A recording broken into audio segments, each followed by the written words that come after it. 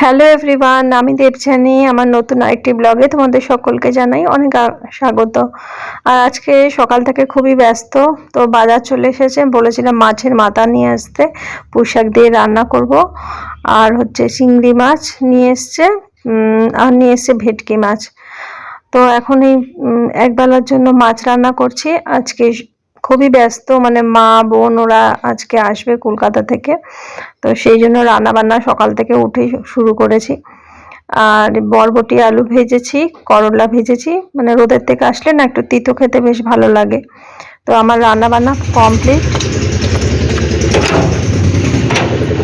আচ্ছা, কোনো বাচ্চা গেট পিট হচ্ছে, এখানে বসেছিল।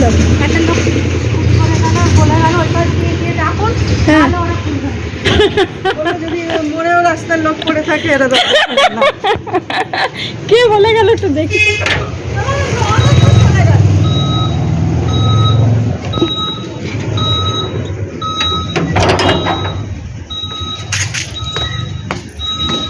এখানে দুজন বসেছিল দরজা বাজে ঠেলা দিয়ে, তারপরে তো কোথায় চলে গেছে। বাথরুমে যাবে, চান করবে, যা।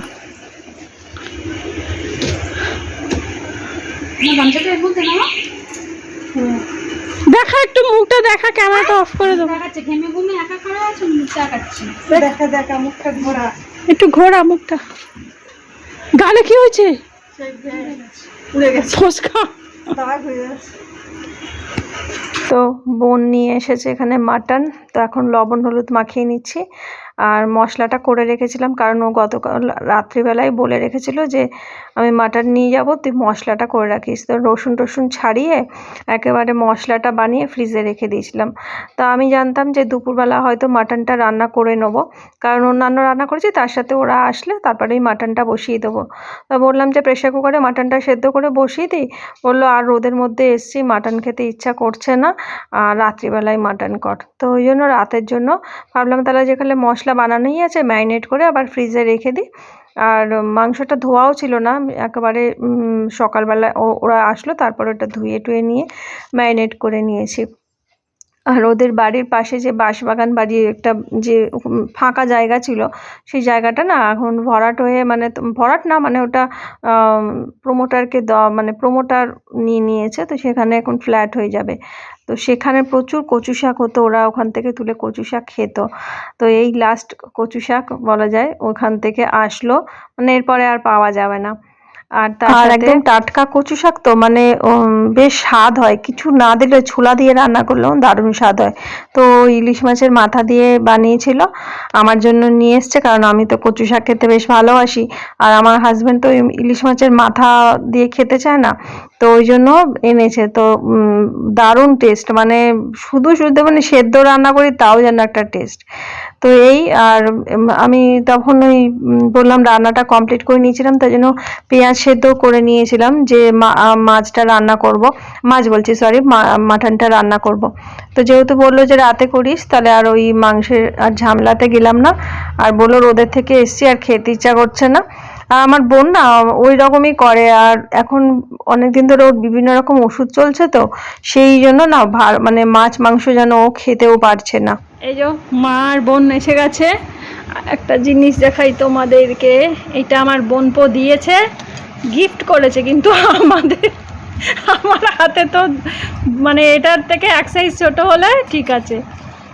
তো এইগুলো বোনপো কিনেছে, বোন বলে পড়বি আনছি, আমি তো এখানেই থাকবো, আর যখন ওর সামনে থাকবো নয় তখন পড়বো। এই হচ্ছে, সামনে দিয়ে দেখাই, হয়তো এটা ভিডিও করেছিলি, ভিডিওতে হয়তো দেখেছে, দেখতে বেশ সুন্দর মিনে করা আছে। আর এটা হচ্ছে লকেটটা, এই। আর এটা হচ্ছে আমার হাজব্যান্ডের জন্য বডি স্প্রে নিয়ে এসছে। মিন্টু মিন্টু তো কেনে না, তুমি কিনিস। হাজব্যান্ড আমার হাজব্যান্ডকে গিফট করেছে। ও আচ্ছা। আর এই যে এই ব্যাগটা আমাকে মাসি দিয়েছে।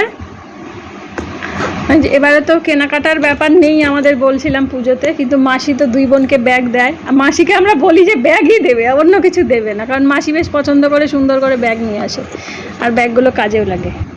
তো এই হচ্ছে, মাসি এর আগে একটা সবুজ ব্যাগ দিয়েছিল, সেটা আমি খুব ব্যবহার করি।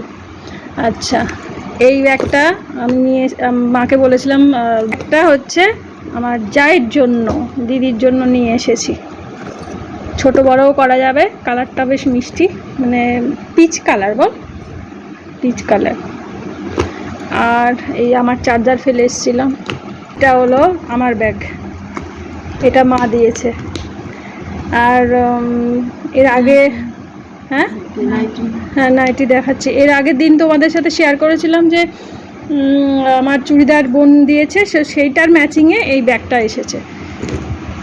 দেখিয়েছিল কোন কালারটা নেবে, তা আনলাম তাহলে এইটা তো ম্যাচিং হয়ে যাবে, তাহলে এইটাই নিয়ে নিই, তাই জন্য এইটা নিয়েছি। এটা হচ্ছে ওয়াইন কালার। এবার আসলো নাইটি, গড়িয়াহাটের নাইটি। অনেক দিন বাদে গড়িয়াহাটের নাইটি পরবো। এটা একটু ওই ম্যাগি হাতা টাইপের আছে, বোন যেরকম পরে ওইটা গরমকালে লাগবে। আর এটাও মনে হয় ম্যাগি হাতা, হ্যাঁ ম্যাগি হাতা একটু গরমকালে লাগবে। আর এটা হচ্ছে এলাইন। আমার হাজব্যান্ড একটা এরকম কালারেরই একটা হাত কাটা এনে দিয়েছে, ওটা আমার এখনও পরাই হয়নি, রয়েই গেছে। এসির জন্য এখন আর হাত কাটাও পরতে ইচ্ছা করে, হাত কাটা এমনি পরাও হয় না, কারণ হুটপাট করে। হ্যাঁ, এই কোন দিকটা সুতা, এইটা হাত কাটা অতটা এমনি আগেও অতটা পরতাম না। এই যে এই হচ্ছে নাইটিটা, গোল্ড প্রিন্ট করা।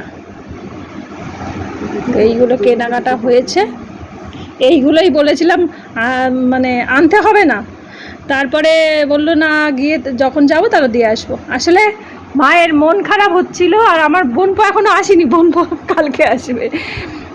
আমার বোনপোরই আসার কথা ছিল, যে ও আসবে একদিন দুদিনের জন্য, এসে কটা দিন রেস্ট নিয়ে যাবে।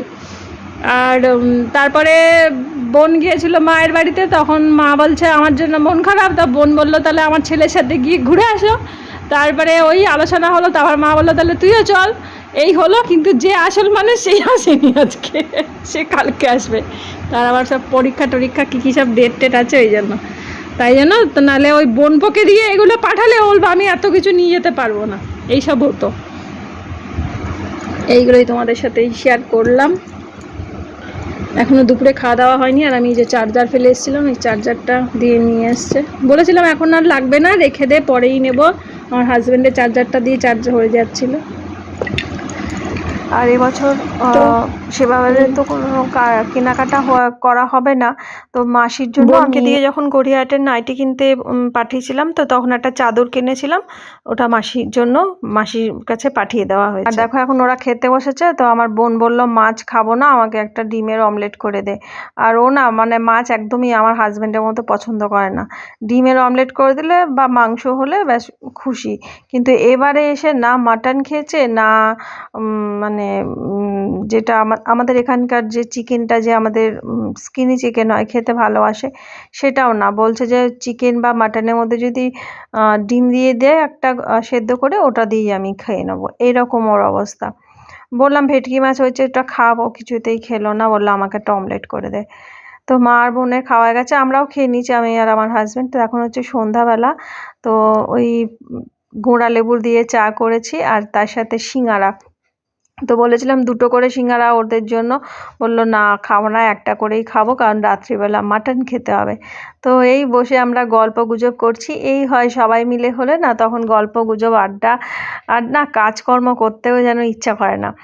আর এখন একটু টমেটো সস দিয়ে আর ওই সিঙ্গারা দিয়ে খাচ্ছি। তো সিঙ্গারার সাথে চাটনি দিয়েছে, কিন্তু ওটা ভীষণ মিষ্টি, তো ওই জন্য টমেটো সসটা দিয়ে খেতে ভালোও লাগছে। তো আমার হাজব্যান্ডও পাশে বসে আছে, কথা বলছি, গল্প করছি।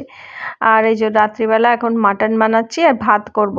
তো আমার বোন এমনি বলে কি মাটন মানে মাংস হলে রুটি দিয়ে খায়, কিন্তু বলে আমারও তাই, মানে ভাতের সাথেই বেশি ভালো লাগে।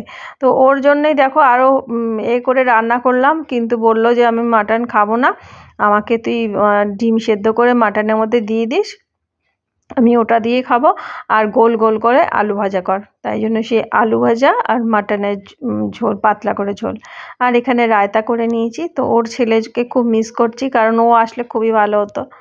তো এই হচ্ছে আমাদের রাতের মেনু, খাওয়া দাওয়া, গল্প, আড্ডা, হইচই। তো এইভাবেই দিনটা কেটে গেল। তো পরের দিন আবার তোমাদের সাথে শেয়ার করব।